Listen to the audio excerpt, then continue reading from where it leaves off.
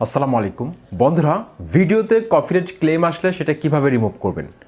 অনেক সময় আমরা কপিরাইট ফ্রি মিউজিক ব্যবহার করি, এমনকি ফেয়ার ইউজের আন্ডারে বিভিন্ন ভিডিও ক্লিপ ব্যবহার করি, তারপরেও কিন্তু আমাদের ভিডিওতে কপিরাইট ক্লেম চলে আসে।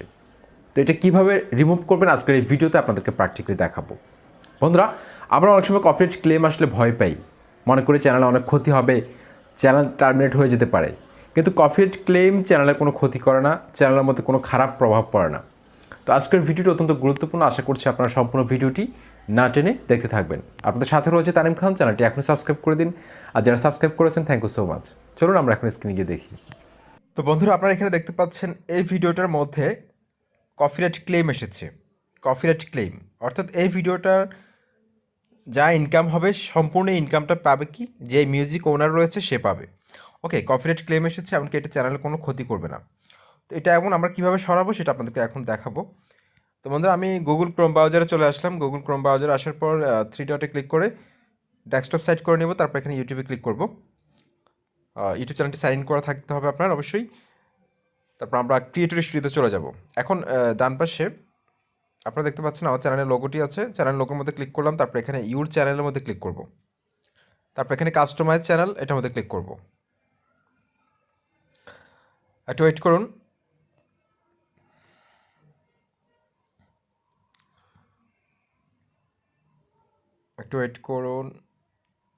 বন্ধুরা, এরকম একটা ইন্টারফেস আমাদের সামনে হাজির হবে। তারপর এখানে বাম পাশে আমরা দেখতে পাচ্ছি কন্টেন্ট যে আইকনটি রয়েছে, এটার মধ্যে আমরা এখন ক্লিক করব।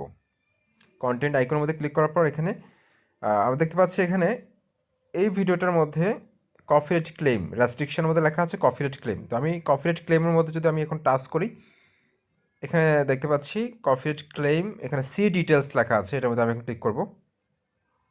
সি ডিটেলসে ক্লিক করার পর বন্ধুরা আপনারা এখানে দেখতে পাচ্ছেন এখানে এখানে লেখা আছে যে নট অ্যাফেক্টেড, অর্থাৎ চ্যানেল কোনো ক্ষতি করবে না।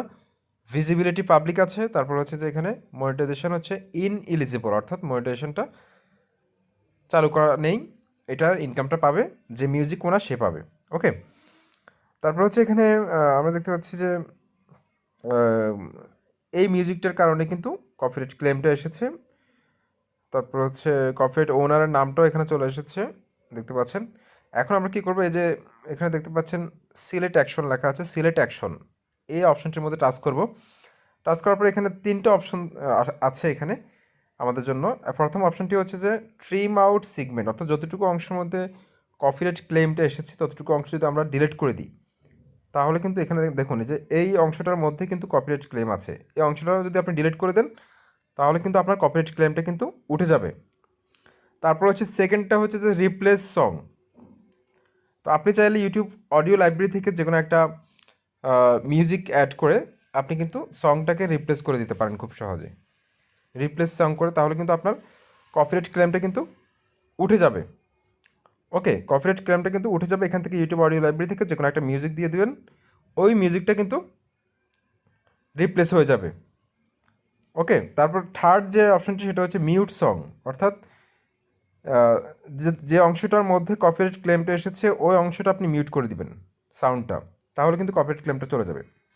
তারপর লাস্ট যে অপশনটি রয়েছে, যদি আপনি মনে করেন যে আপনি যে ক্লিপটা ব্যবহার করেছেন, যতটুকু অংশ ব্যবহার করেছেন সেটা কপিরাইট ফ্রি মিউজিক সবাই ব্যবহার করে, তারপর হচ্ছে বা আপনি ফেয়ার ইউজের আন্ডারে ব্যবহার করেছেন, তাহলে কিন্তু আপনি ডিসপিউটের মধ্যে ক্লিক করবেন। এখানে ডিসপিউটের মধ্যে আমি এখন টাচ করব। ডিসপিউটের মধ্যে ক্লাস করার পর এখানে বাম পাশে এই বক্সের মধ্যে একটা টাচ করব। টাচ করার পর এখানে আমরা নিচে এই যে কন্টিনিউ লেখা আছে, কন্টিনিউর মধ্যে আমরা ক্লিক করব। অলরাইট, তারপর এখানে 3 নম্বর যে অপশনটি রয়েছে copyright exception search as fair use, fair use এটার মধ্যে আমরা টাচ করে দিব। তারপর হচ্ছে এখানে কন্টিনিউতে ক্লিক করে দিব। কন্টিনিউতে ক্লিক করার পর এখানে আমরা এই যে এই বক্সটার মধ্যে এখানে টাচ করে দিব। তারপর হচ্ছে এখানে কন্টিনিউতে ক্লিক করব। তারপর এখানে আপনারা দেখতে পাচ্ছেন টাইপ অফ ইস্যু, এখানে আপনি চাইলে আদার দিতে পারেন। এখানে আপনি চাইলে আদার দিতে পারেন, আমি আদার দিয়ে দিলাম। তারপরে এখানে এই যে বক্সটার মধ্যে কিছু লিখতে হবে, অর্থাৎ আপনি যে ফেয়ার ইউজের আন্ডারে ব্যবহার করেছেন এটা আপনি এখানে লিখবেন। তো আমি এখানে লিখব যে I have used this song as under fair use policy, fair use policy, please check it out, please check it out this music।